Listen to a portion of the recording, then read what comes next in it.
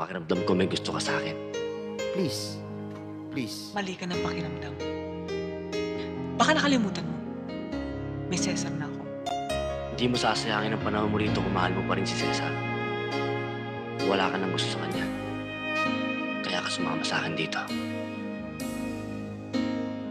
Paano si Erlinda? Gusto ko si Erlinda. Pero ikaw ang mahal ko.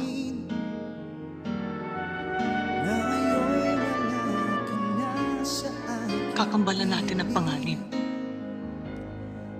Paano natin haharapin ang bukas? Hanggang kailan natin tatakasan ang batas? Paano na ang ating kinabukasan? Sa bawat tanong, may katapat na sagot. Kung hindi man natin alam ngayon, itanong na lang natin sa Diyos.